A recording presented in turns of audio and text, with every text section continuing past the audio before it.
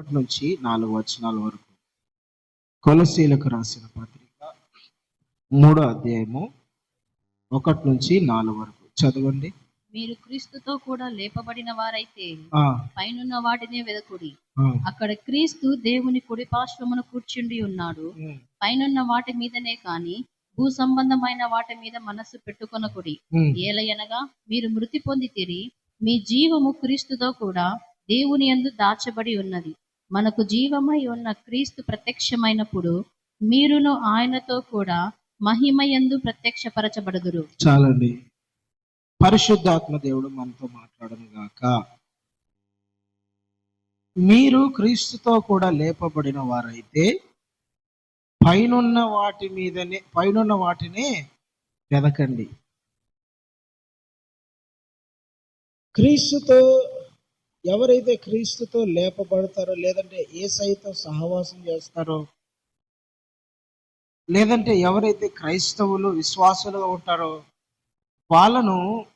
వాళ్ళకు ప్రభు ఏం చెప్తున్నారంటే, మీరు పైనున్న వాటిని వెదకండి, పైనున్న వాటి మీద మనసు పెట్టండి. ప్రియమైన దేవుని పిల్లరా, మీ మనస్సు పైన ఉండాల. మీరు ఏది వెతకాలంటే భూ సంబంధమైనది కాదు, కానీ పరలోక సంబంధమైన వాటి మీద మీ మనసు పెట్టాలా. మీరు వాటిని వెదకాలని దేవుని వాక్యం చెబుతా ఉంది. క్రీస్తుతో లేపబడిన వారైతే క్రీస్తుతో లేపబడిన అనుభవం ఉండాలా. యేసు ప్రభుతో పాటి లేపబడిన ఎవరైతే అనుభవంలో ఉంటారో, క్రీస్తుతో పాటు లేపబడి ఉంటారో, వాళ్ళ మనసు భూమి మీద భూ సంబంధమైన వస్తువుల మీద, ఇండ్ల మీద, డబ్బు మీద, కార్ల మీద, సంథింగ్ ఈ లోక సంబంధమైన వాటి మీద మనస్సు ఉండదు, కానీ పరలోక సంబంధమైన వాటి మీద మనసు ఉంటది.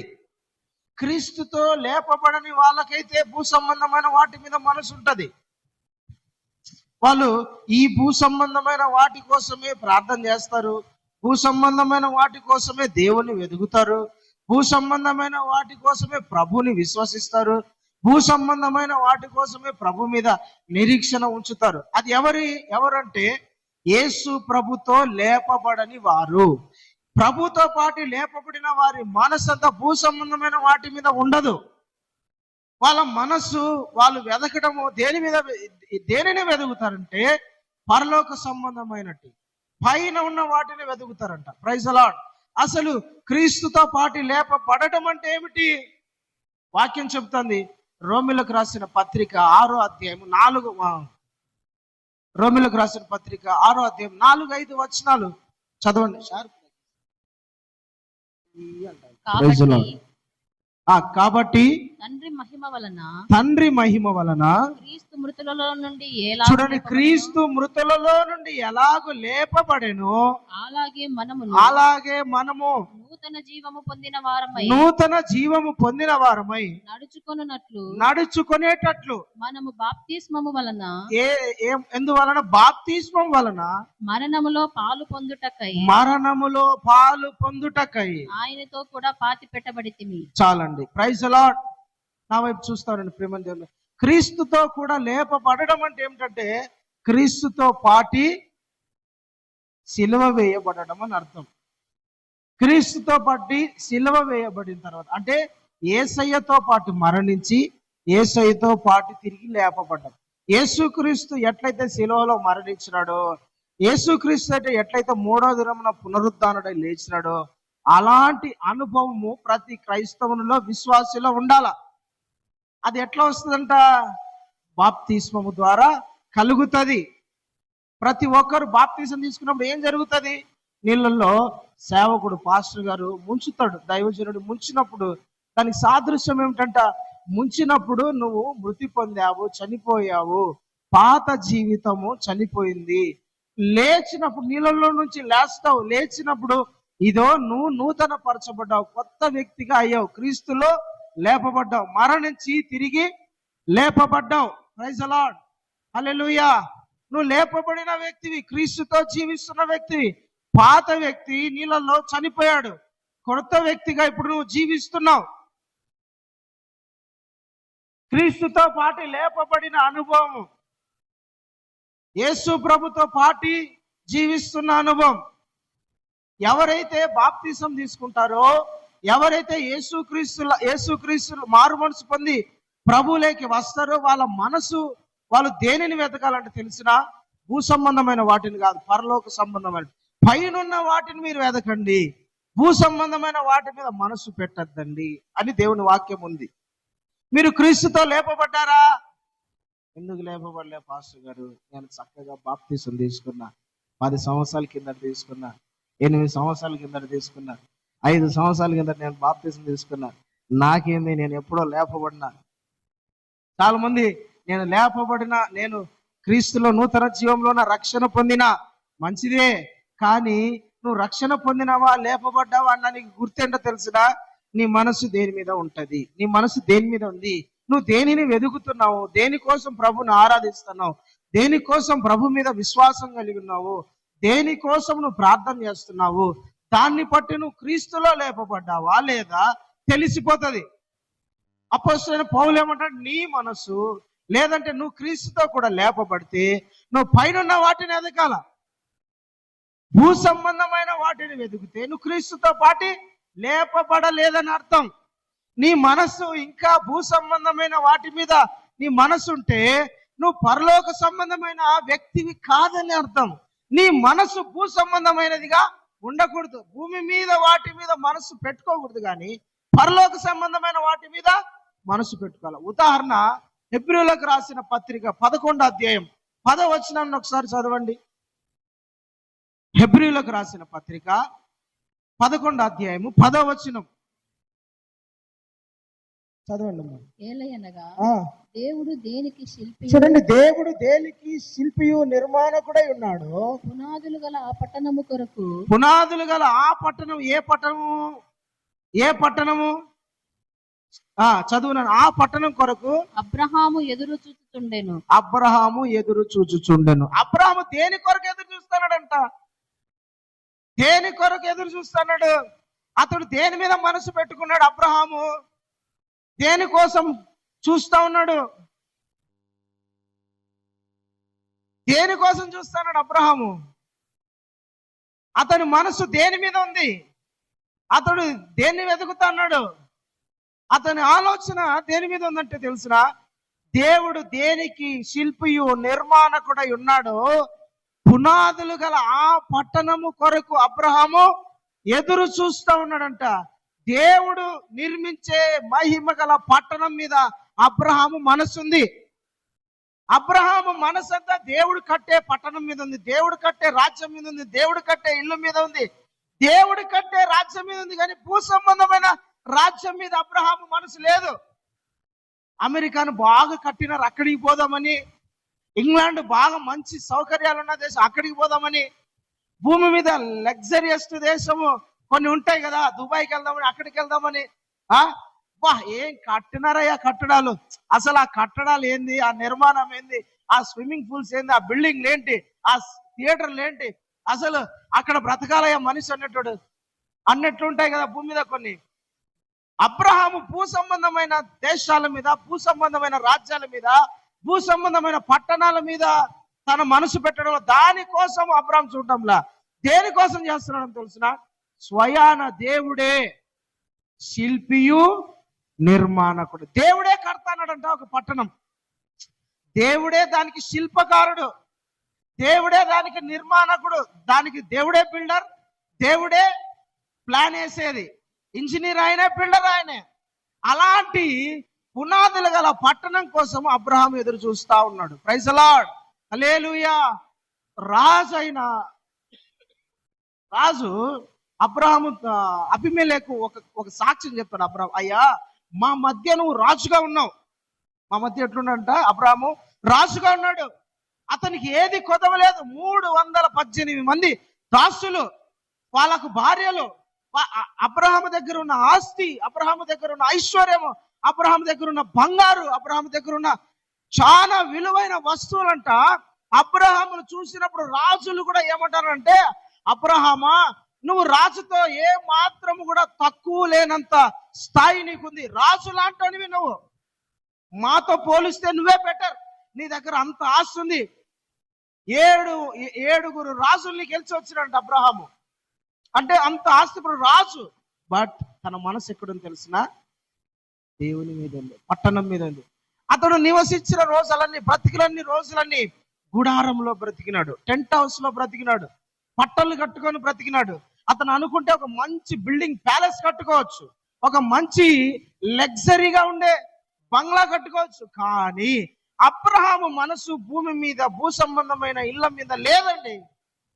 అతను ప్రయాణం చేసిన చోటుకల్లా అబ్రహాము గుడారాలు వేసుకొని గుడారాలలో నివసించేవాడు. తన మనసంతా ఎక్కడుంది తెలిసిన? తన మనసంతా ఎక్కడుంది? భూ సంబంధమైన వాటి మీద లేదు. నా కోసము దేవుడు ఒక పట్టణాన్ని కడతాన్నాడు, మహిమ గల పట్టణాన్ని నా దేవుడు ఆయన చేతులతో నా కోసము ప్రభు కడు. విశ్వాసముతో అబ్రహాం చూశాడంట. Praise the Lord. అతని మనసు, ప్రియమైన దేవుని బిడ్డలారా, అబ్రహాం మనసు భూమి మీద లేదు, భూ సంబంధమైన వాటి మీద లేదు. అతను గొప్ప ధనవంతుడు, ఐశ్వర్యవంతుడు, ఆశీర్వదించబడిన వాడు, రాజుతో సమానమైన వాడు. కానీ అతని మనసు భూ సంబంధమైన ఇళ్ళ మీద లేదు. అతని మనసు ఎక్కడుందంట? దేవుడు దేనికి శిల్పియు నిర్మాణకుడై ఉన్నాడు. పునాదులు గల ఆ పట్టణము మీద, ఆ పట్టణం కోసం అతను ఎదురు చూస్తా ఉన్నాడు. అబ్రహాం అనుకుంటే ఎంతసేపులో కట్టగలడు? 318 మంది అతని దగ్గర పని వాళ్ళే ఉన్నారు. అనుకుంటే 2 రోజులు అతను ఒక మంచి ప్యాలెస్ కట్టించుకోగలిగిన సామర్థ్యం గలవాడు. కానీ నాకు ఇది వద్దు, నాకు ఏం కావాలంటే అదో నా కోసం దేవుడు కడతాడు ఒక మహిమ గల పట్టణం. ప్రియమైన దేవుని బిడ్డలారా, నీ కోసం కూడా దేవుడు ఒక పట్టణాన్ని కడతాడు. పునాదులు గల పట్టణాన్ని దేవుడు నిర్మిస్తాడు. పునాదులు గల పట్టణాన్ని దేవుడు కడతా ఉన్నాడు. అది అందమైన నగరం, అది బంగారతో వేయబడిన వీధులు, రత్నాలతో దాన్ని అలంకరించినాడు దేవుడు. స్ఫటికమైన సముద్రములాగా అది ఉంటది, క్లియర్ గా ఉంటది, అంత స్వచ్ఛంగా ఉంటది అది. దానికి 12 గుమ్మములు, 12 పునాదులు. అది చాలా అద్భుతమైన పట్టణం. దేవుడు అబ్రహాం కొరకు, లేదంటే దేవుని విశ్వాసుల వరకు, ఆయన నమ్మిన ప్రజల కొరకు నిర్మించే మహిమ గల పట్టణం అంత అద్భుతంగా ఉంటది. కాబట్టి మన మనసు భూ సంబంధమైన వాటి మీద ఉండకూడదు. మన మనస్సు దేని మీద ఉండాలంటే తెలిసిన? పరలోక సంబంధమైన దేవుడు నిర్మించే ఆ మహిమ గల పట్టణం మీద ఉండాలి. హల్లెలూయా. ఈ భూ సంబంధమైన వాటి మీద మనసు పెడితే నువ్వు బాధలు అనుభవిస్తావు, కష్టం అనుభవిస్తావు, దుఃఖం అనుభవిస్తావు, నెమ్మది ఉండదు, ప్రశాంతత ఉండదు, సమాధానం ఉండదు, అడ్జస్ట్ అయ్యే ఉండదు. 2000 బాడుగు ఉన్న వాళ్ళు 4000 బాడుగులకి ఇంట్లోకి వెళ్ళాలనుకుంటాడు. 10,000 ఉండేవాడు 20,000 ఇంట్లోకి వెళ్ళాలనుకుంటాడు. చిన్న ఇల్లు కట్టుకున్నాడు పెద్ద ఇంట్లోకి వెళ్ళాలనుకుంటాడు. ఇంకొంచెం ఆ ఇల్లు కట్టుకున్నాడు ఇంకొంచెం బంగ్లాలోకి వెళ్ళాలనుకుంటాడు. అంతేగాని అతను అడ్జస్ట్మెంట్ అవుతాడా? కాలేడు. భూ సంబంధమైన వాటి మీద పెట్టుకున్నప్పుడు నాకు ఇల్లు లేదే, నాకు మంచి ఇల్లు లేదే, నేను మంచి ఇంట్లో కట్టుకోలేకపోతానే, ఇంతే ఉంటదండి. భూమి మీద మనసు పెట్టుకున్న వాళ్ళంతా పరిస్థితి ఎట్లుంటదంటే, నాకు ఒక మంచి ఇల్లు లేదు, ఒక మంచి హౌస్ లేదే, ఎప్పుడు బాధపడతానే ఉంటారు. అబ్రహాము ధనవంతుడైనప్పటికీ, ఐశ్వర్యవంతుడైనప్పటికీ, రాజుతో సమానమైన వాడైనప్పటికీ తన మనసు భూ సంబంధమైన వాటి మీద లేదు. తన మనసంతా ఎంతసేపు ఉన్న పరలోక సంబంధమైన దేవుడు కట్టే ఒక మహిమ గల పట్టణము మీద ఉంది. మీకు చెప్పేది ఒక మాట చెప్తానండి. మీరు ఎప్పుడైతే పరలోకాన్ని చూస్తారో, పరలోక సంబంధమైన వాటిని వెతుకుతారో, దేవుడు భూ సంబంధమైన వాటిని కూడా ఇస్తాడు. పరలోక సంబంధమైన వాటిని వెతుకుతా ఉంటే, పరలోక సంబంధమైన వాటి మీద మనసు పెడితే, భూ సంబంధమైనటి కూడా దేవుడు అవసరతలు తీరుస్తా వస్తాడు. నా బిడ్డకు పలానా అవసరత ఉంది, పలానా అక్కరుంది. నీ అవసరతలు తెలిసిన దేవుడు కదా, నీ అక్కర్లు తెలిసిన దేవుడు కదా, నీ అక్కర్లన్నీ తీర్చే దేవుడు కదా ఆయన. మనము నమ్మిన దేవుడు మనల్ని సిగ్గుపడనీయడు కదా. ఆయనకు తెలుసు నా బిడ్డలకు ఏది కావాలో అది ఇస్తాడు ఖచ్చితంగా. నీకు ఏది అవసరమో అది ఖచ్చితంగా దేవునికి తెలుసు, ఇస్తాడు అది. అందుకనే ప్రభు ఒక ఉపమానం చెప్తాడు. పక్షులను చూడండి, అవి విత్తవు, కోయవు, దానికి దాచుకోవడానికి ఇల్లు లేదంట, అయినా అవి స్వేచ్ఛగా బ్రతుకుతున్నాయి. రోజు దానికి ఆహారం ఉంది, ఎక్కడో చోటికి పోయి అవి బ్రతుకుతున్నాయి కదా. ఆటినే పోషించిన దేవుడు మిమ్మల్ని పోషించడా? మీ మీద మనసు ఉండదు ఆయనకు? నా బిడ్డలు ఒక మంచి ఇంట్లో ఉండాలా, నా బిడ్డలు మంచి ఫుడ్ తినాలా, నా బిడ్డలు బాగుండాలని దేవునికి తెలియదా? తెలుసదే లేదా? తెలుసు. బట్ అయితే మన మనస్సు భూ సంబంధమైన వాటి మీద ఉండకూడదు. భూ సంబంధమైన వాటి మీద ఉంటే మనము దేవుడు మనకి ఇవ్వాల్సిన ఆశీర్వాదాలు మనం పొందుకోలేం. మనము మన ఊహలకు తగినట్టుగా మనం ప్లాన్ చేసుకుంటాం. కానీ దేవుడు ఎలాంటి వాడు? మన ప్రభు ఎలాంటి వాడు? మీరు అడిగిన వాటికన్నా, ఊహించిన వాటికన్నా అత్యధికముగా దయచేయువాడు. హల్లెలూయా. మనం అడిగిన దానికన్నా, చెప్పండి, అడిగిన దానికన్నా, ఊహించిన దానికన్నా అత్యధికంగా దయచేసేవాడు దేవుడు. అబ్రహాము ప్రయాణమైపోతా ఉన్నాడు. దేవుడు చూపించే స్థలానికి బేతేలుకి వెళ్ళమంటే బేతేలుకి వెళ్తాడు, బెర్షెబాకి వెళ్ళమంటే బెర్షెబాకి వెళ్తాడు, హాయికి వెళ్ళమంటే హాయికి వెళ్తాడు. అంటే ఊర్ల పేర్లు అన్ని. అక్కడికి వెళ్తా ఉన్నాడు, ప్రార్థన చేస్తా ఉన్నాడు. దేవునికి అబ్రహాముకి ఒక మంచి ఇల్లు లేదు. నేను అనుకుని మనం ఆ ప్లేస్ లో ఉంటే, ప్రభా ఏంది ఊరు తిరిగేది, ఒక ఏరియాలో మంచి ఇల్లు కట్టుకుంటా మంచిగా ఉంటా, ఈ నుంచి నేను కార్లలో పోతాలే, లేదంటే బిల్డింగ్ అదే మంచి గుర్రాలలో పోతా, గాడిదల మీద పోతాలే అని అనుకోవచ్చు. మనం అయితే నన్ను ఆ అనే ఊర్లో నుంచి బయటికి తీసుకొచ్చి నాడు సొంత ఇల్లు ఉంది, ఇక్కడ నాకు సొంత ఇల్లు కూడా లేదు, ఏంది పట్టలలో బ్రతుకుతున్నా, సంచి పట్టలు కట్టుకొని బ్రతుకుతున్నా, ఈ కార్పెట్ లో బ్రతుకుతానని ఏందయ్యా అని అనుకోండి ఉండొచ్చు. అబ్రహాము మనసు భూమి మీద లేదు. దేవుడు నన్ను పిలిచినాడు, విశ్వాసంతో చూసినాడు. దేవుడు నా కోసము ఒక పునాదులు గల పట్టణాన్ని కడతాడు. అబ్రహాం ఊహించుకున్నాడు, ప్రార్థన చేసినాడు, విశ్వాసంతో చూసినాడు. విశ్వాసంతో చూసినప్పుడు అంటే అదృశ్యమైనవి కనపడతాయి. ఇబ్రీ పత్రికలో ఉంటది, విశ్వాసమునున్నది నిరీక్షింపబడు వాటి యొక్క నిజస్వరూపము, అదృశ్యమైనవి ఉన్నవి అనుటకు రుజువై ఉన్నది. అంటే అదృశ్యమైనవి ఉన్నవి అనుటకు రుజువైనది విశ్వాసం. కనపడని వాటిని విశ్వాసంతో చూడగలగాల, కనపడని వాటిని ప్రభు మీద విశ్వాసంతో చూడగలగాల. అబ్రహాము విశ్వాసము గలవాడై దేవుడు తన కొరకు నిర్మించే కట్టే మహిమ గల పట్టణాన్ని విశ్వాసంతో చూసినాడు. విశ్వాసంతో చూసి మౌనంగా ఉన్నాడు. దేవుడు ఒకరోజు అబ్రహాంని పిలిచాడు, అబ్రహాం ఎట్రా చెప్పు నాన్న, తూర్పుకు చూడు, చూశాను ప్రభా, పడమరకు చూడు, చూశాను, ఉత్తరానికి చూడు, దక్షిణానికి చూడు, చూశాను ప్రభా, ఈ స్థలం అంతా నీకు ఇవ్వబోతున్నా అన్నాడు. హల్లెలూయా, దేవునికి మహిమ కలుగును గాక. ఈ స్థలం అంతా, ఏ స్థలం అంతా? నీ కన్నులకు ఎంత దూరం కనపడుతుందో, 4 దిక్కుల ఎంత దూరం అయితే నీకు కనపడుతుందో, ఈ పట్టణాలు, ఈ ప్రాంతం అంతా, ఈ భూమి అంతా నీకు స్వాస్థ్యముగా, ఆస్తిగా నేను ఇవ్వబోతున్నా అన్నాడు. Praise the Lord. అబ్రహాం అడిగినాడా? అతని చూపంతా పునాదులు గల పట్టణం మీద ఉంది. కానీ దేవుడు ఉద్దేశం అంటే తెలిసిన, నా బిడ్డ నేను నిర్మించే పట్టణం మీద అబ్రహాము మనసు పెట్టాడు. అబ్రహాంకు తన విశ్వాసానికి తగినట్టుగా ఏదో ఒకటి ఇవ్వాలని. ప్రియమైన దేవుని బిడ్డలారా, ఇజ్రాయెల్ దేశం అంతటిని అబ్రహాంకు స్వాస్థ్యంగా ఇచ్చాడు. Praise the Lord. హల్లెలూయా. మనము దేవుని మీద విశ్వాసంతో దేవుడిచ్చే అదృశ్యమైన వాటిని చూడగలిగితే, పరలోక సంబంధమైన వాటి మీద మనసు పెడితే, భూ సంబంధమైన వాటిని కూడా దేవుడు ఇస్తాడు. అయితే మన మనస్సు, మనం దేనిని వెదకాలంటే ప్రియమైన దేవుని బిడ్డలారా, పరలోక సంబంధమైన వాటి మీద మనస్సు పెట్టాలి. దేని మీద? పరలోక సంబంధమైన వాటి మీద మనస్సు పెట్టాలి. అబ్రహాము పునాదులు గల పట్టణం కోసం ఎదురు చూశాడు. భూ సంబంధమైన వాటి మీద మనసు పెట్టాల, పునాదులు గల పట్టణం మీద మనసు పెట్టాడు. మన మనస్సు కూడా భూ సంబంధమైన వాటి మీద ఉండకూడదు. నువ్వు క్రీస్తు బిడ్డవైతే, యేసు రక్తముతో కడగబడిన వ్యక్తివైతే, బాప్తీసం తీసుకొని సంఘములో చేర్చబడిన వ్యక్తివైతే, నీ మనసు భూ సంబంధమైన వాటి మీద ఉండకూడదు. ఎక్కడ ఉండాలంట? పరలోకం మీద ఉండాలి. దేవుడు కట్టే మహిమ గల పట్టణం మీద ఉండాలి. దేవునికి స్తోత్రం. హల్లెలూయా, హల్లెలూయా. ఇక్కడ ఉన్న రోజులు చూడండి, మంచి ఇల్లు లేదు నాకు, మంచి స్థలం కొనలేకపోయినా, మంచి కారు కొనలేకపోయినా ఇట్లే ఉంటుందండి. భూ సంబంధమైన వ్యక్తులు ఇట్లే ఆలోచిస్తారు.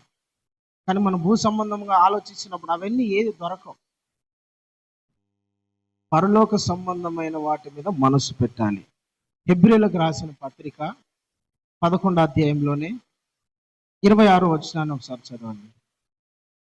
మోషే పెద్దవాడైనప్పుడు విశ్వాసమును బట్టి ఐగుప్తు ధనము కంటే క్రీస్తు విషయమైన నింద గొప్ప భాగ్యమని ఎంచుకొని. చాలు. మోషే పెద్దవాడైనప్పుడు విశ్వాసము గలవాడై, అంటే ప్రభు మీద విశ్వాసముతో, యేసయ్య మీద విశ్వాసముతో ఐగుప్తులో ఉన్న ధనము కంటే, దేనికంటే ఐగుప్తులో ఉన్న ధనము కంటే క్రీస్తు విషయమై నింద నాకు గొప్ప భాగ్యమని ఎంచుకున్నాడు. ఐగుప్తులో ఉన్న ధనము మీద అతని మనసు లేదు, ఐగుప్తులో ఉన్న డబ్బు మీద అతనికి మనసు లేదు, ఐగుప్తులో ఉన్న సిరి మీద అతనికి మనసు లేదు. తనకున్న మనసు ఏంటంటే దేవుని ప్రజలతో నేను శ్రమ అనుభవించాలి. అది నాకు ఒక గొప్ప భాగ్యం. మీకు ఒక మాట చెప్తా, ఇది బాగా మైండ్లో గుర్తుపెట్టుకోండి. ఇవన్నీ గుర్తుపెట్టుకోండి, దాంతో ఇది కూడా పెట్టుకోండి. యేసుక్రీస్తు పాత నిబంధనలో ఉన్నాడా లేదా? ఎట్ట తెలుసు?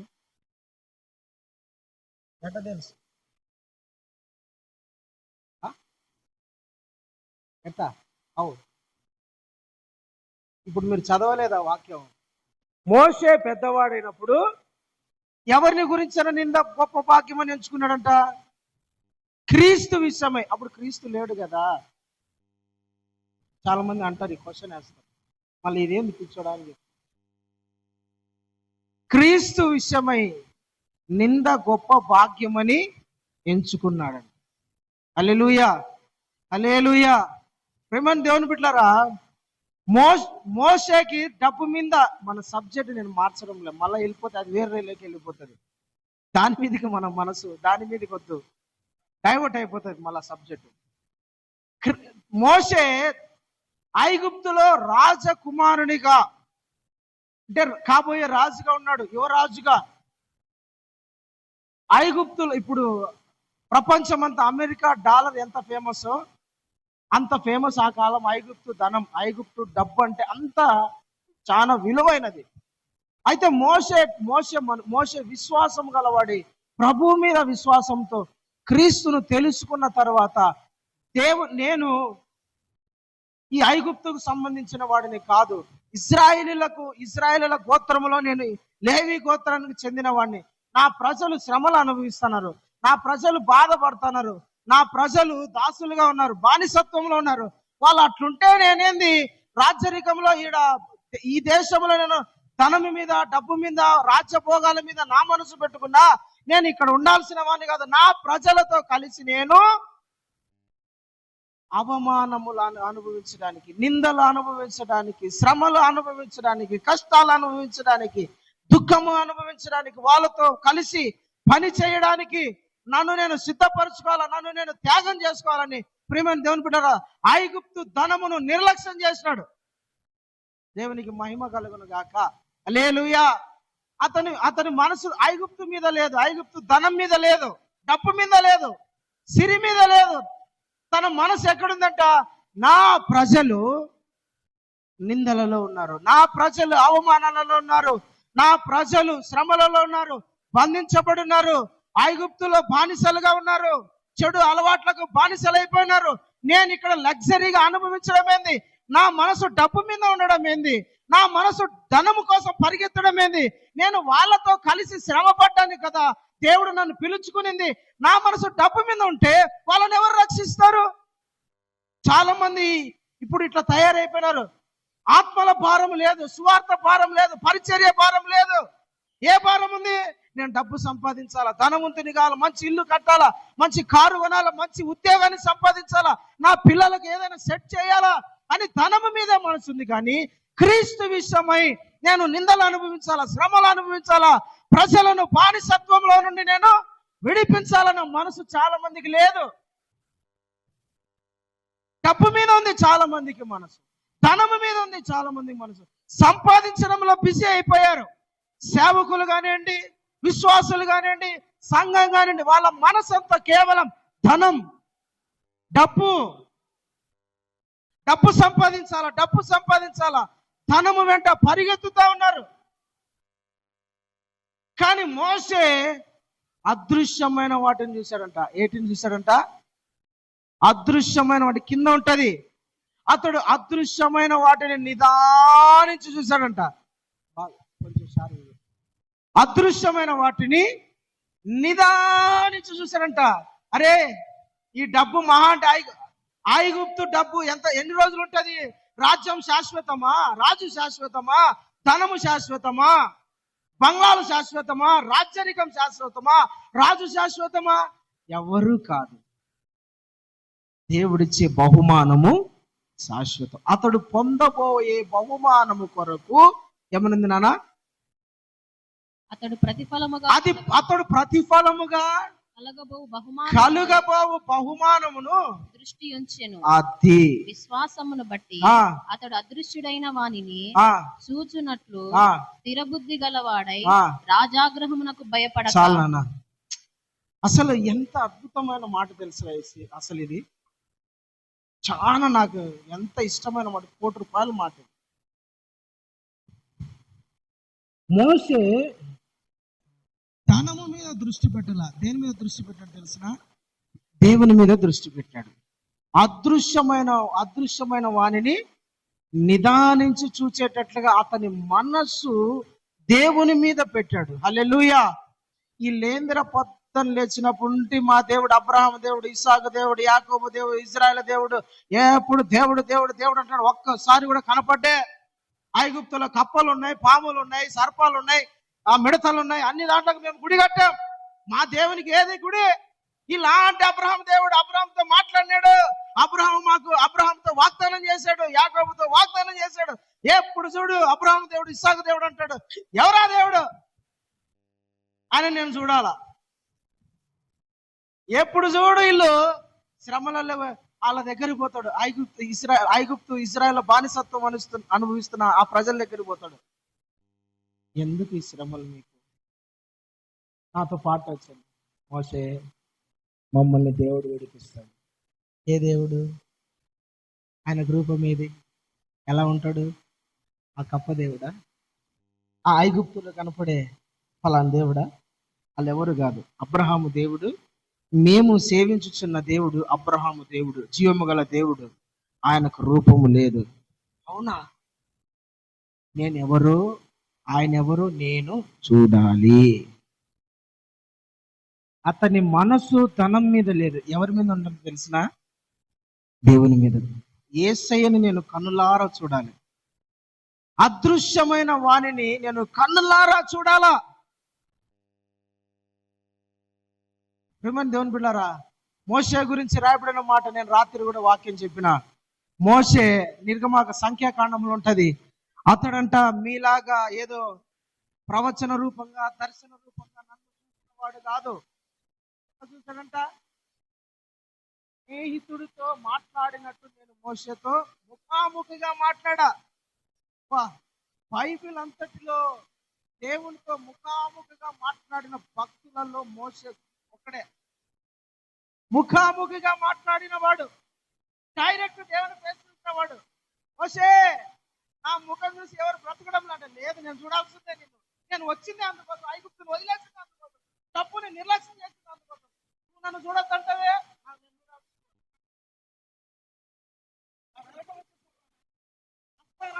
లేదు, నేను చూడాల్సిందే నిన్ను.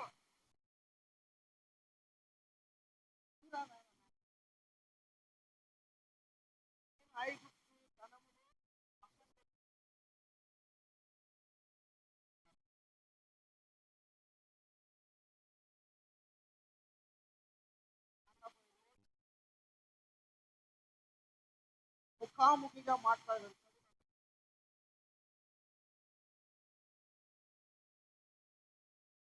చదువు. అతడు నా ఇల్లంతటిలో, మోషే నా ఇల్లంతటిలో నమ్మకమైన వాడు. నేను కూడా ఏదో రహస్యంగా దర్శనాలతో, కలలలో, వాక్యముతో, సేవకులతో మాట్లాడినట్టుగా నేను మోషేతో మాట్లాడలేదు. ఆ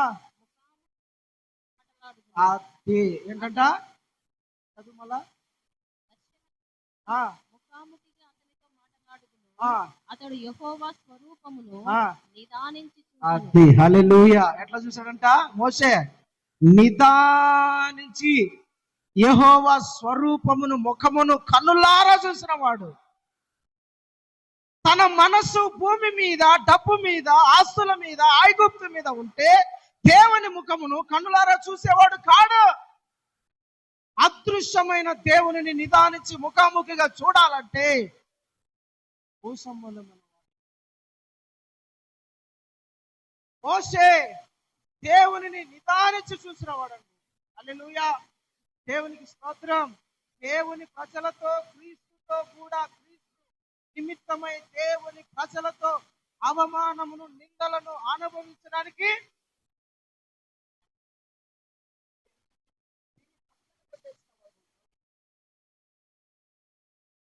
నాయకుడైనాడు. 20 లక్షల మంది నాయకుడైనాడు. అబ్రహాము కన్నా, దావీదు కన్నా ఇశ్రాయేలు ప్రజలు పిచ్చిగా ప్రేమించేది ఎవరంటే మోషేనే. దేవుని తర్వాత, దేవుని తర్వాత ఎక్కువగా పిచ్చి పట్టినట్టు ప్రేమించే వ్యక్తి ఎవరంటే మోషేనే. వాళ్ళకు మోషే అంటే ఇశ్రాయేలు ప్రజలకు అంత పిచ్చి. దేవుడు ఎందుకని అతని పేరంతా హైలైట్ చేశాడు?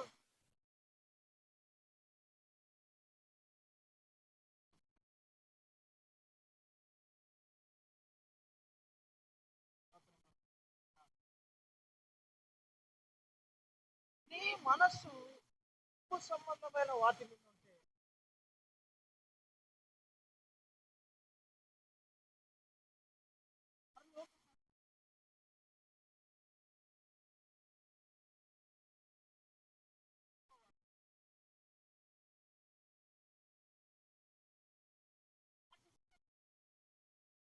దాంట్లో మీద నీ మనస్సు దేవుని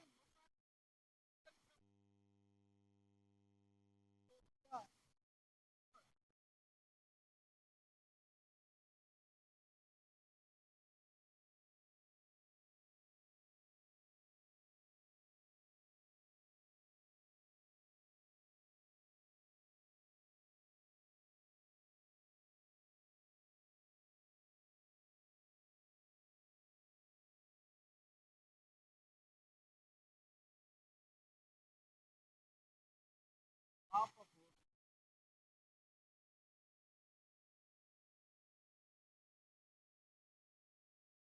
పాల పాప భోగమును అనుభవించుటకు దేవుని ప్రజలతో ఈ మాట గుర్తుపెట్టుకోండి. అల్పకాల పాప భోగము అనుభవించుటకు శ్రమ పడుట మేలు అనండి. శ్రమ పడుట, శ్రమలు అనుభవించుట మేలు. శ్రమలను అనుభవించడము భక్తి పరునికి మేలు.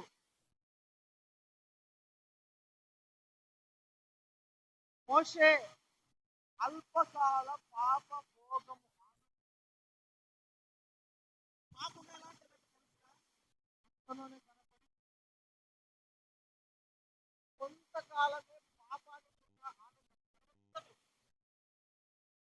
అల్పకాల పాప భోగం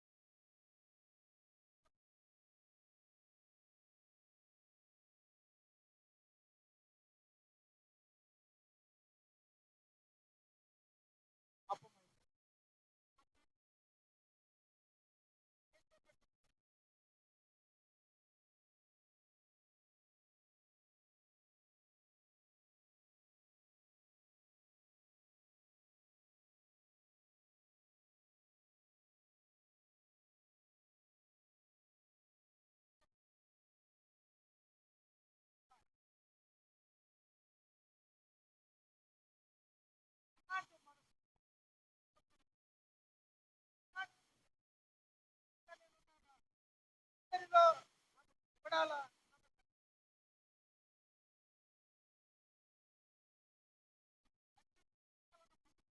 కనపడకూడదు. హల్లెలూయా.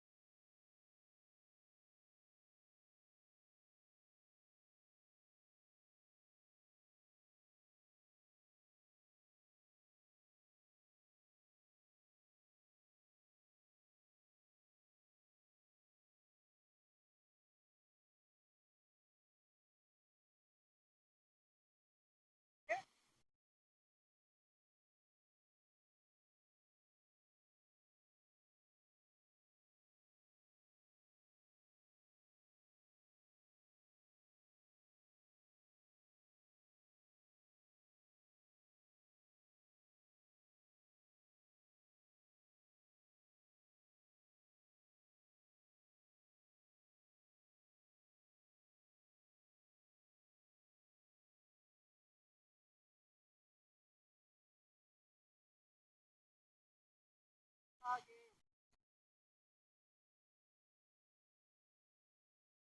అనుభవించుటకు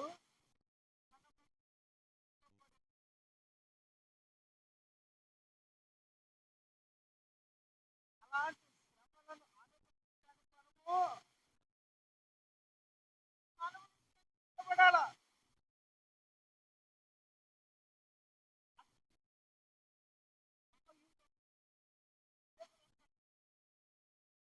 క్రీస్తు మీ కొరకు శ్రమలు అనుభవించాడు. అతడు దూషింపబడి తిరిగి దూషింపలేదట. అతడు గాయపరచబడి తిరిగి గాయపరచలేదట. అతన్ని అవమానపరిచాడు, యేసయ్యను అవమానపరిచాడు. అతను పరచల. అతన్ని అందరూ యేసయ్యను అందరూ దూషిస్తారు, కానీ తిరిగి దూషిస్తారు. చనిపోవడానికి సిద్ధపడ్డాడు, కానీ ఇతన్ని చంపడానికి ఎంత మాత్రం ఇష్టపడలేన శ్రమ పడ్డానికి ఇష్టపడ్డాడు. అలాంటి మనసు క్రైస్తవులు ఆయుధంగా ధరించుకోవాలి. క్రైస్తవులు ఆయుధాలలో ఒకటి శ్రమపడే మనసు. హల్లెలూయా. శ్రమపడే మనసును ఆయుధంగా ధరించుకోవాలి.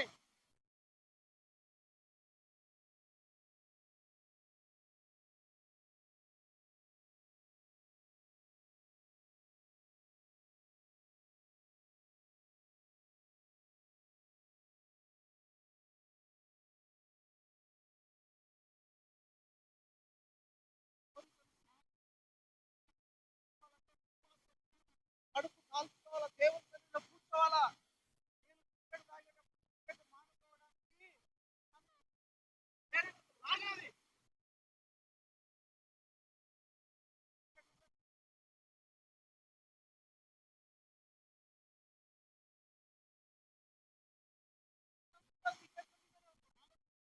అంగడి వరకు పోయిన టికెట్ తాగాలని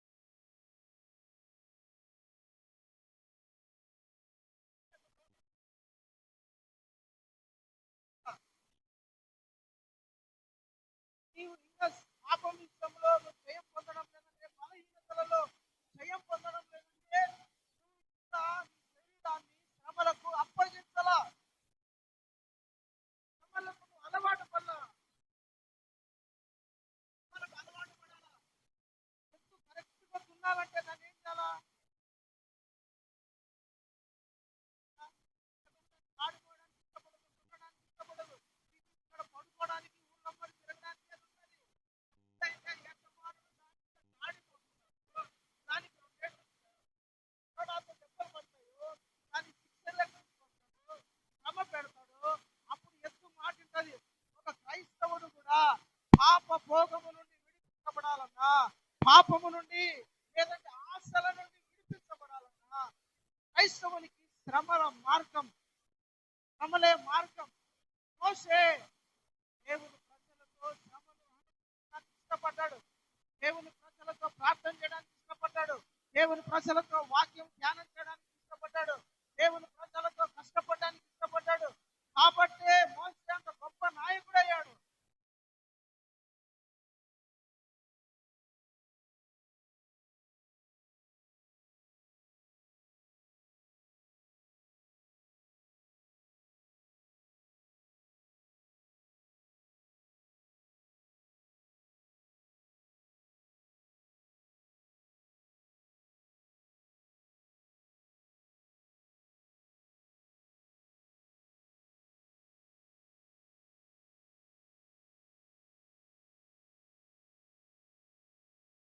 హల్లెలూయా.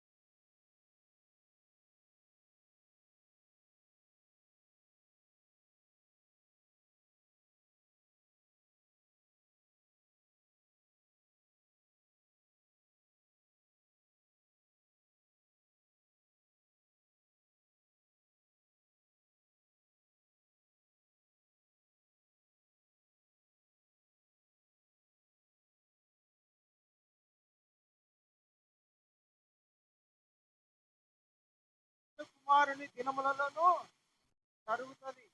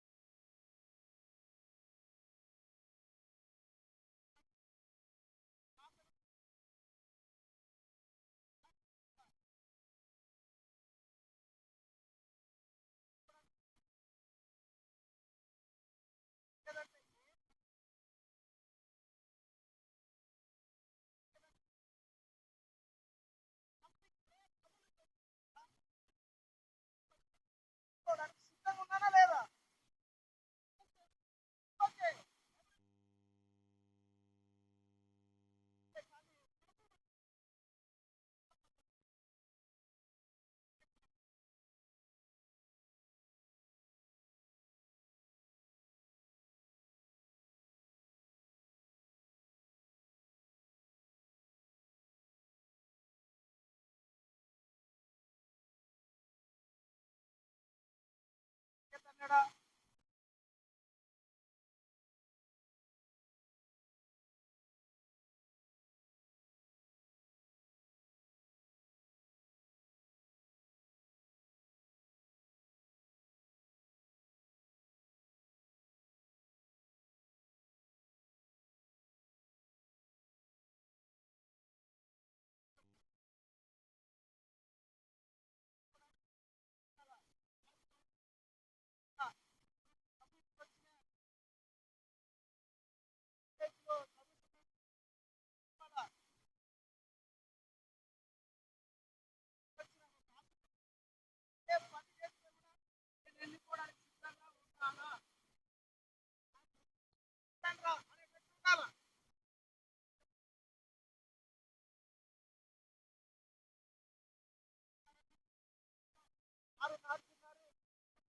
ఉన్నాయి అనుకోకుండా అగ్ని గంధకములు ఆకాశము అనుకోలే. అంతలు వస్తుందని ఆకాశం నుండి అగ్ని అనుకోలే. బలంగా వచ్చేసి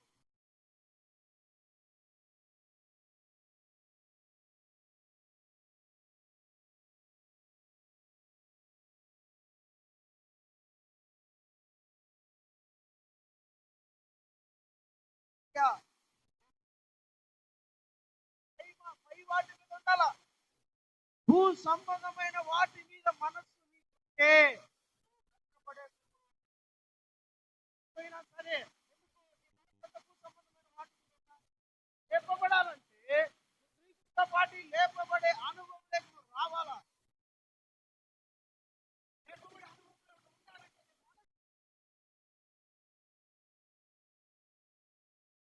హల్లెలూయా, హల్లెలూయా.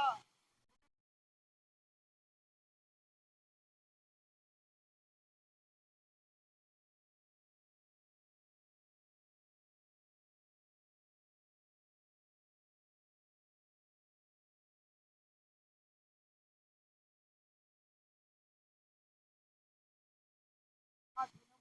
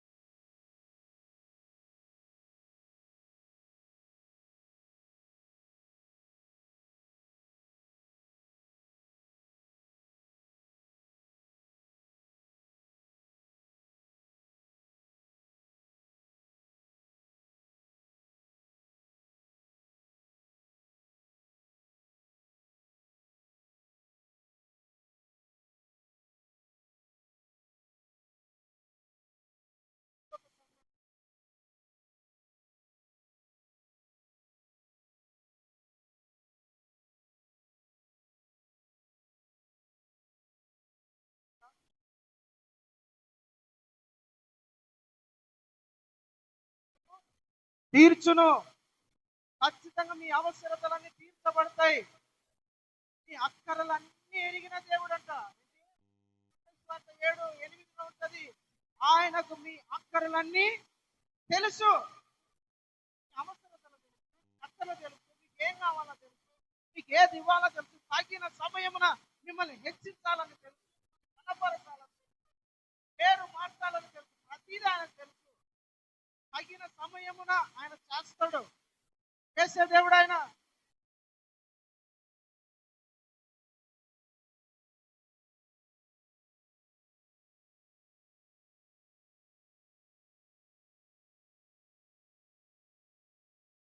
దేవుని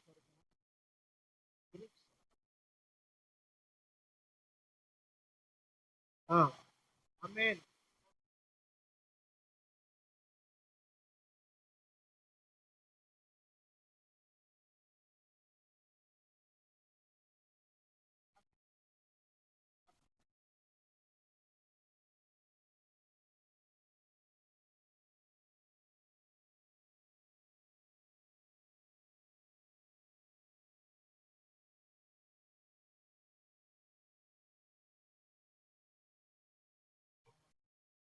పైనున్న వాటిని వెనకండి.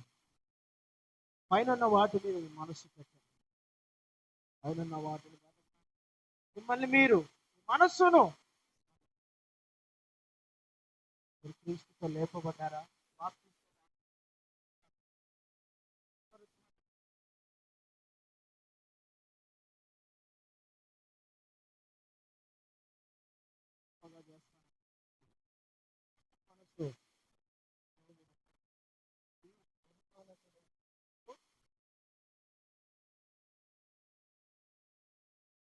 భూమి మీద లేఖమైన